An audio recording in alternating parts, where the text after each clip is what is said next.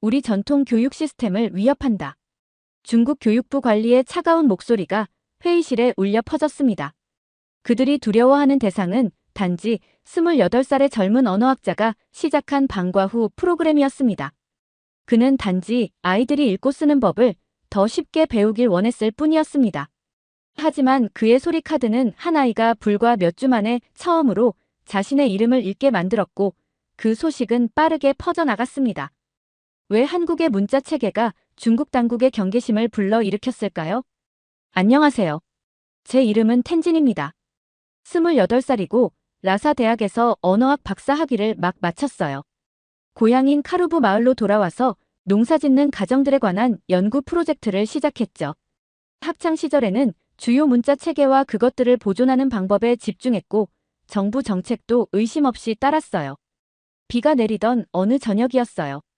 가족집 낡은 다락방으로 올라가고 있었죠. 몸을 웅크리고 할아버지의 나무 상자를 열었어요. 안에는 가죽으로 만든 노트가 있었습니다. 그걸 집어들자 먼지가 공기 중으로 날아올랐고 조심스럽게 손전등빛 아래서 첫 페이지를 펼쳤어요. 제가 발견한 것에 충격을 받았습니다. 노트북에는 예상치 못한 기록들이 가득했어요. 당나라 시대에 강제 이주당한 고구려 사람들의 후손이라는 가족 이야기, 고대 동아시아 패턴들을 비교한 연구, 그리고 가장 이상한 것은 한글이라 불리는 한국 문자 체계에 관한 메모들이었죠. 이게 무슨 의미지? 저는 혼잣말을 하고 있었어요.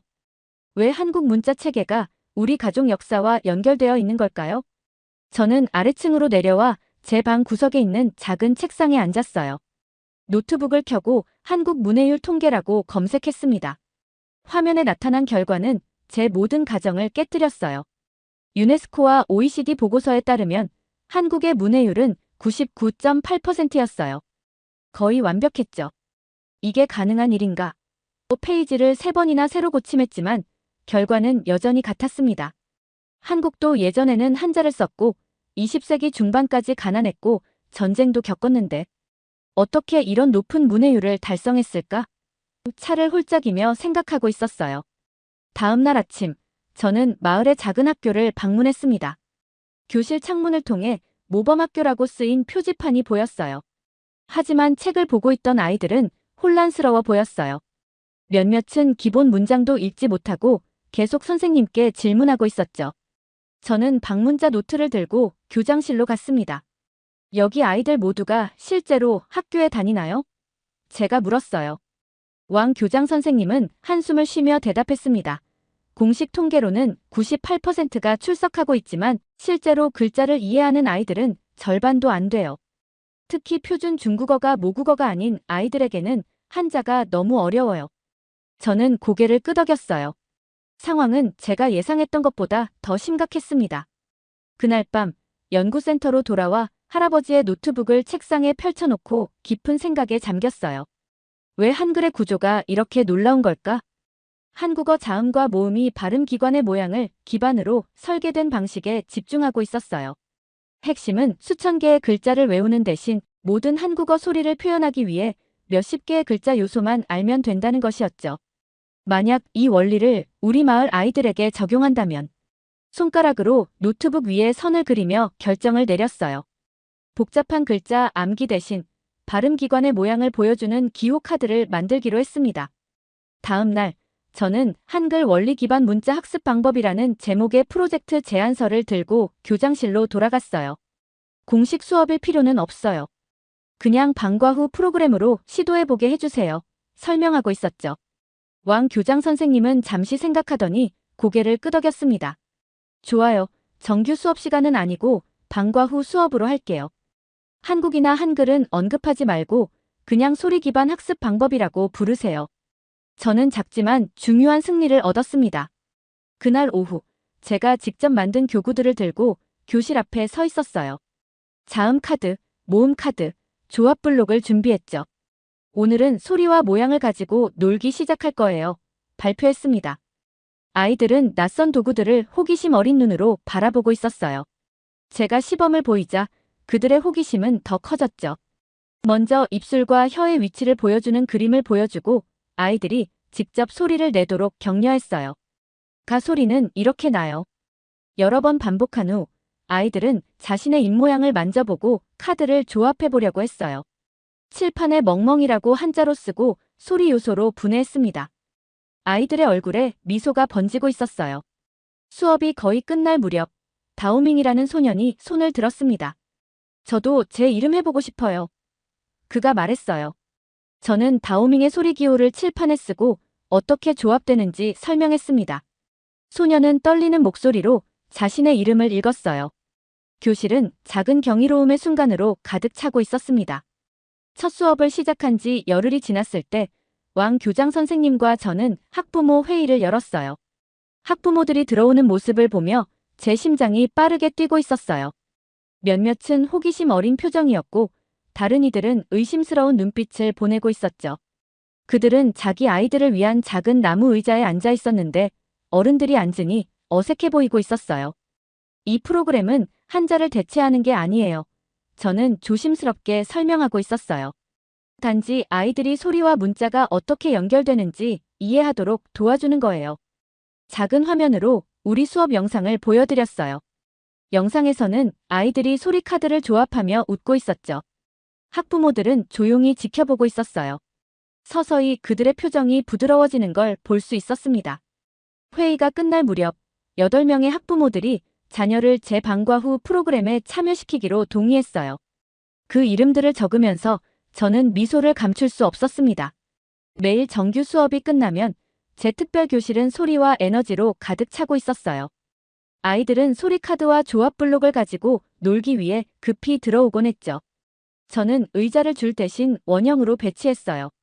이렇게 하면 모두가 서로를 볼 수 있고 자신의 작업을 공유할 수 있었거든요. 어느 날 메이링이라는 소녀가 간단한 문장을 성공적으로 읽은 후 손을 들었어요. 텐진 선생님, 이 카드들 집에 가져가도 될까요? 제 남동생에게 보여주고 싶어요. 저는 그녀의 열정에 놀라며 고개를 끄덕였어요. 다음 날 메이링의 어머니가 학교 문 밖에서 저를 기다리고 있었습니다. 선생님 수업을 들은 이후로 제 딸이 독서에 관심을 갖기 시작했어요. 그녀가 조용히 말했어요. 처음으로 숙제할 때 울지 않았어요. 가슴이 따뜻해지는 걸 느꼈어요. 이것이 바로 제가 이 프로그램을 시작한 이유였습니다. 제 수업에 관한 소식은 연못의 물결처럼 퍼져나갔어요. 더 많은 형제자매와 친구들이 참여하기를 원했죠. 왕 교장 선생님은 늘어나는 인원수에 걱정스러운 표정을 짓고 있었지만 저를 막지는 않았어요. 조용한 선생님인 린메이가 정규 수업 후에 저를 도와주기 시작했습니다. 그녀는 부드러운 눈빛을 가졌고 항상 가장 안절부절 못하는 아이들을 어떻게 진정시키는지 알고 있었죠. 아이들이 소리를 인식할 때 환하게 빛나는 모습, 그건 마법 같아요. 어느 저녁 자료를 준비하면서 린메이가 말했어요. 모든 것이 잘 돌아가는 것처럼 보였을 때 교육부에서 3명의 관리들이 우리 학교를 방문했어요. 그들은 어두운 정장을 입고 클립보드를 들고 있었죠. 왕 교장 선생님은 긴장된 표정으로 저를 사무실로 불렀습니다. 내일 그들이 내 수업을 참관하고 싶어해. 그가 속삭였어요. 말 조심해. 그날 밤 저는 거의 잠을 이루지 못했어요. 수업을 조심스럽게 준비하면서 자료에서 한국이나 한글에 대한 언급을 모두 제거했죠. 그것들을 소리 모양과 입 위치 기호와 같은 중립적인 용어로 대체했습니다. 다음 날 수업 앞에 서자 제 손이 약간 떨리고 있었어요. 3명의 관리들이 교실 뒤쪽에 앉아 메모를 준비하고 있었죠. 아이들은 제 긴장감을 느끼는 것 같았어요. 그들은 평소보다 조용히 앉아 있었습니다. 깊은 숨을 들이쉬고 우리의 소리찾기 게임을 시작했어요. 천천히 교실 분위기가 편안해졌습니다. 아이들은 방문객들을 잊고 웃고 소리를 외치기 시작했어요. 한 소년이 5가지 다른 소리 조합을 정확히 맞추었을 때 한 관리가 눈썹을 치켜올리는 모습을 보았습니다. 수업 후 교육부의 천 국장이 빈 교실에서 저에게 말을 걸었어요. 당신의 접근 방식이 흥미롭군요. 그가 말했어요. 학생들의 참여도가 아주 좋아요. 하지만 이것이 우리 전통 교육 시스템과 어떻게 맞는지 보여줄 필요가 있어요. 그리고 외국 방법에 대한 언급은 피하세요. 저는 실망을 감추려 노력하며 고개를 끄덕였어요. 그들이 결과를 보고 프로그램 확장을 지원해 줄 것이라고 희망했었는데요. 며칠 후 대학 동창인 최키가 작은 찻집에서 저를 만났어요. 그녀는 이제 교육부에서 일하고 있었죠. 주변을 긴장하게 살펴본 후 테이블 위로 종이를 밀어주었습니다. 이거 봐야 할 것 같아. 그녀가 속삭였어요. 내부 회의 보고서 사본이었어요. 읽으면서 제 손이 차가워졌습니다. 텐진의 학습 방법은 기존 통계와 불일치를 만들고 사회 안정을 위협할 수 있음. 보고서에는 또한 이렇게 적혀 있었어요. 교육받은 시민들은 통제하기 더 어렵다. 주머니 속 종이가 불타는 것 같은 느낌으로 집에 걸어갔어요. 분노와 슬픔이 제 안에서 싸우고 있었습니다. 저는 단지 아이들이 읽을 수 있도록 돕고 싶었을 뿐인데요. 왜 그것이 위협이 된다는 걸까요? 다음 주 상황이 변하기 시작했어요. 왕 교장 선생님이 다시 저를 사무실로 불렀습니다. 교육부가 내 프로그램을 재평가하고 싶어해. 그는 제 눈을 마주치지 않으며 말했어요. 지금은 수업을 잠시 중단해야 해. 제 가장 강력한 지지자가 된 린메이는 갑자기 다른 지역 학교로 전근 명령을 받았어요. 몇몇 학부모들은 자녀를 제 수업 명단에서 빼달라고 전화했죠. 제 프로그램은 원래 크기의 절반으로 줄어들었습니다. 밝던 교실이 다시 조용해졌어요. 소리 카드들은 상자 속에 사용되지 않은 채로 놓여 있었습니다. 어느 오후 메이링이 수업 후에 저에게 다가왔어요. 저희가 뭔가 잘못했나요, 텐진 선생님? 그녀가 혼란스러운 눈으로 물었어요. 목이 막혔습니다. 아니, 메이링. 너희는 모든 걸 잘했어. 그날 밤 저는 할아버지의 노트를 바라보며 책상에 혼자 앉아 있었어요. 답은 그 안에 있어야 했습니다. 전에 자세히 살펴보지 않았던 마지막 페이지들을 넘겨보았어요. 뒤쪽에 끼워진 작은 봉투에서 바랜 사진, 1965년 서울 주소, 그리고 누런 종이에 쓰인 이름을 발견했습니다. 임수진. 저는 제가 해야 할 일을 알았어요. 앞으로 나아갈 길은 더 이상 카루브 마을에 있지 않았습니다.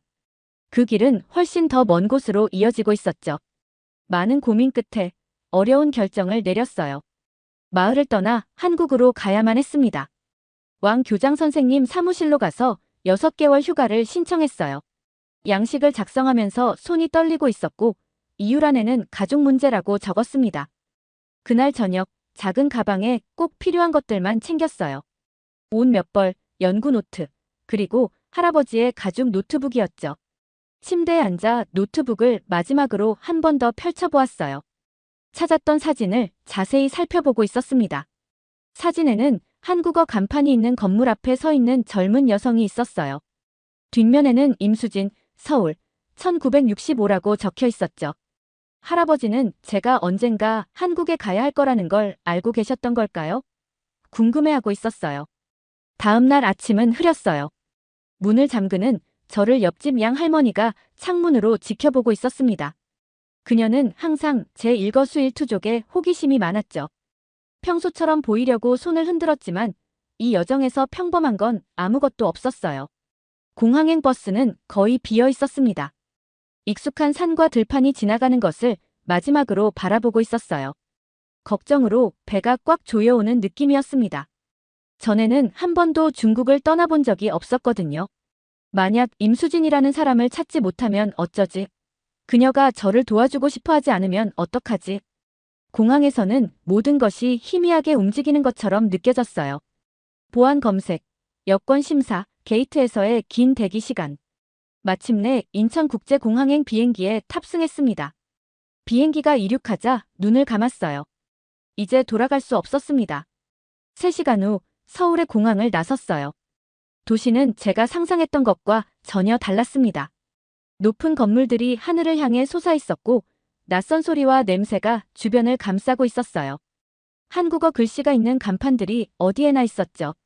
언어학을 공부한 사람으로서 의외로 길을 잃은 기분이었습니다. 주소가 적힌 종이를 꺼내 택시 기사님에게 보여드렸어요. 그는 고개를 끄덕이고 분주한 거리와 조용한 동네를 지나 낡은 아파트 건물에 도착할 때까지 저를 태워주셨습니다. 기사님에게 돈을 지불하고 인도에 서서 위를 올려다보는 동안 심장이 두근거리고 있었어요. 올바른 아파트를 찾는데 시간이 걸렸습니다. 번호 체계가 제가 익숙한 것과 달랐거든요. 마침내 302호 문 앞에 서서 초인종을 눌렀어요. 입안이 마르게 느껴졌습니다. 긴 순간이 지난 후 문이 열렸어요. 60대 초반으로 보이는 여성이 서 있었습니다. 그녀는 깔끔한 올림머리를 한 회색 머리카락과 저를 보고 놀란 듯 커진 친절한 눈을 가지고 있었어요. 혹시 텐진 도르제와 관련 있나요? 그녀가 약간 억양이 있는 중국어로 물었습니다. 그녀가 할아버지 이름을 알고 있다는 사실에 놀라 눈을 깜빡였어요. 할아버지세요. 제가 대답했습니다. 그 여성은 저를 안으로 초대했어요. 그녀의 아파트는 작지만 따뜻했고 책으로 가득 차 있었습니다. 우리는 부엌 테이블에 앉았고 저는 모든 것을 말했어요. 할아버지의 노트북을 발견한 것, 제 교육 실험, 그리고 그것이 어떻게 중단되었는지. 제 프로젝트는 아이들이 글쓰기에 대한 두려움을 극복하고 자신감을 키우는 데 도움이 되었어요. 설명하고 있었습니다. 하지만 정치적 제약으로 끝나버렸어요. 그래서 한국에 온 거예요. 한글의 진정한 원리를 배우기 위해서요. 미경은 천천히 고개를 끄덕였어요. 내 할아버지는 항상 교육이 엘리트뿐만 아니라 모든 사람을 위한 것이어야 한다고 믿으셨어. 그래서 비밀리에 한글을 공부하셨지. 여기까지 온 내 용기가 대단해.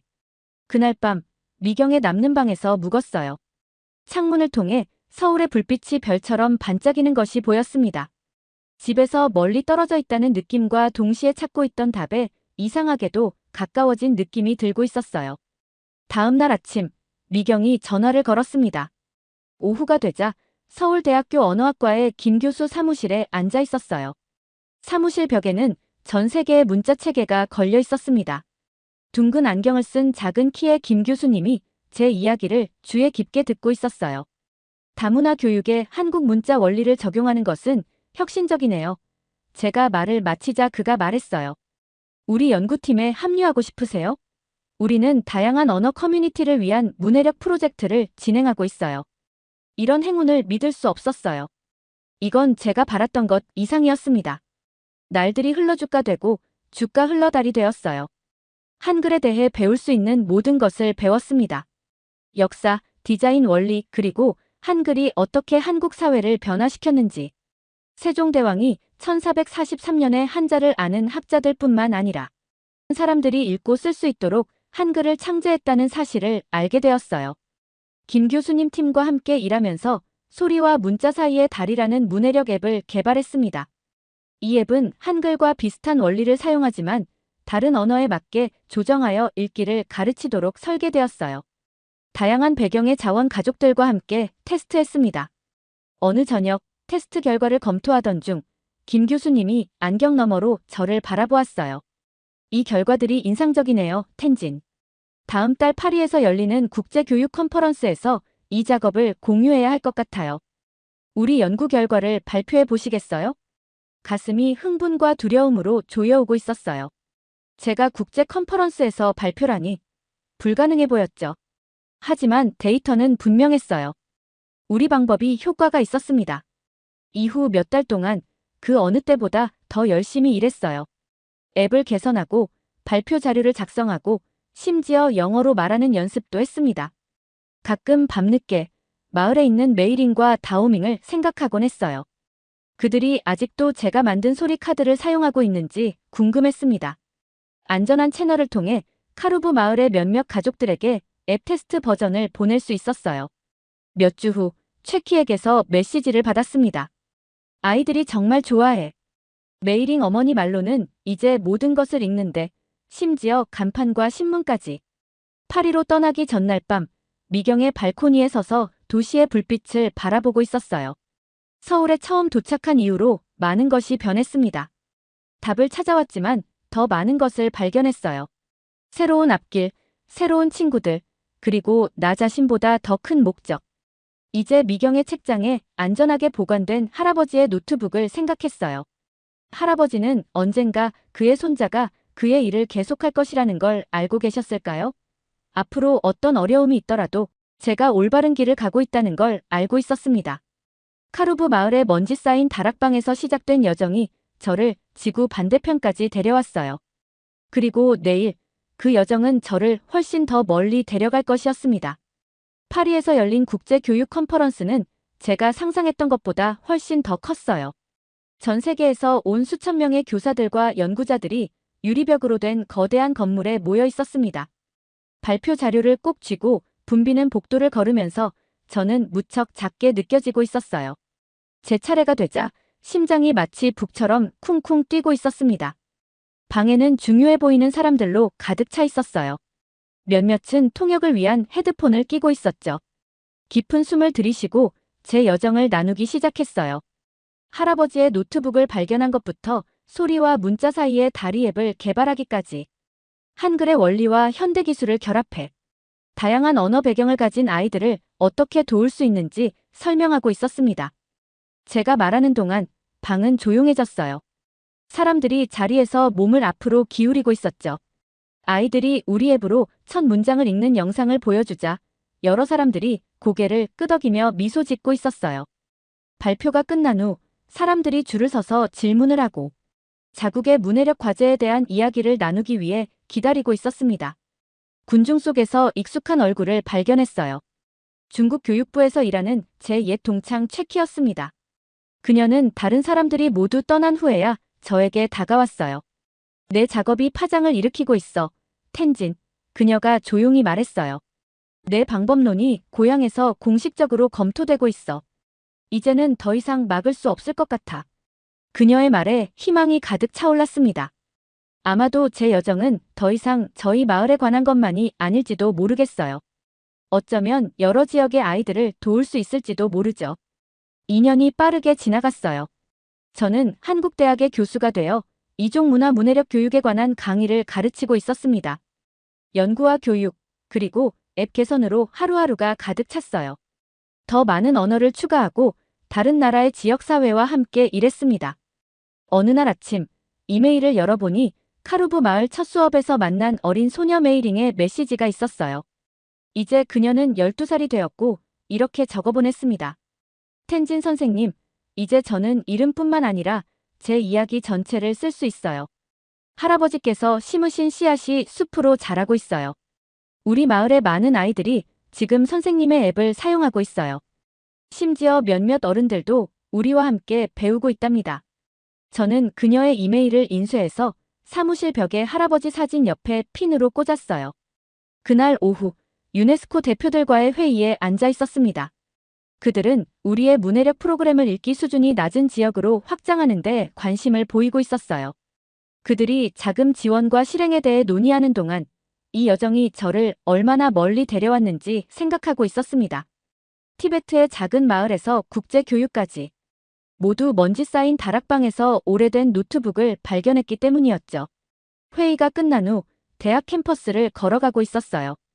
벚꽃이 나무를 가득 채우고 분홍 꽃잎이 눈처럼 떨어지고 있었습니다. 학생들은 벤치에 앉아 수다를 떨거나 공부하고 있었어요. 국제 학생들이 태블릿으로 우리 앱을 사용하며 서로 새로운 소리를 발음하는 것을 도와주는 모습이 보였습니다. 사무실로 돌아와서 모든 것을 시작하게 한 낡은 가죽 노트북을 펼쳤어요. 페이지는 이제 더 누렇게 변했지만 그 안의 아이디어는 여전히 강력했습니다. 할아버지의 메모 옆에 제 메모를 추가했어요. 과거와 미래 사이의 다리를 만들고 있었죠. 그날 저녁 뜻밖의 전화가 왔어요. 카루브 마을의 왕 교장 선생님이었습니다. 교육부가 당신의 방법을 기반으로 한 시범 프로그램을 승인했어요. 그가 흥분된 목소리로 말했어요. 그들은 이것을 소리, 기호통합학습이라고 부르고 있고 우리 학교를 포함한 5개 학교에서 시험해 보고 싶어 해요. 미소를 짓지 않을 수 없었어요. 그들은 여전히 진짜 이름으로 부르거나 한국적 뿌리를 인정하지 않겠지만 그 방법 자체는 아이들의 학습에 도움이 될 거예요. 그게 가장 중요한 거였습니다. 그날 밤 늦게 아파트 발코니에 서서 서울의 반짝이는 스카이라인을 바라보고 있었어요. 혼란스럽고 절박한 방문자로 이 도시에 처음 도착한 이후로 많은 것이 변했습니다. 한때 한국의 혁신을 무시했던 편견 가득한 언어학자가 새로운 사람이 되었어요. 저를 도와준 모든 사람들을 생각했습니다.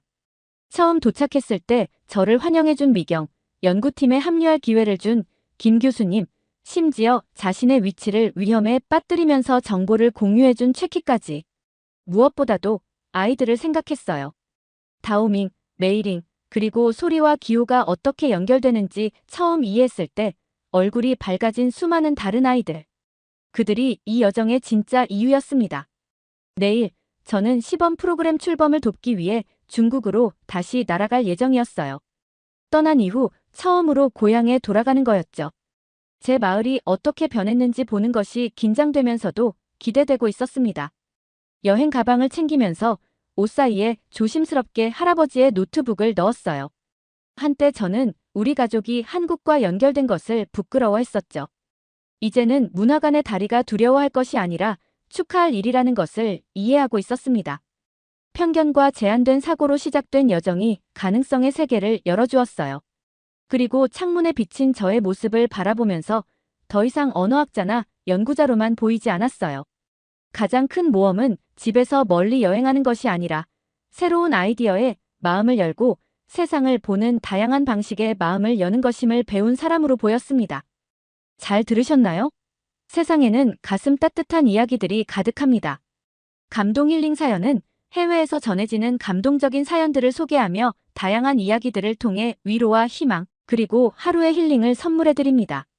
조그마한 힐링이 되셨다면 구독과 알림 설정도 큰 힘이 되어요. 다음 영상에서 더 좋은 사연으로 찾아뵙겠습니다. 시청해주셔서 감사합니다.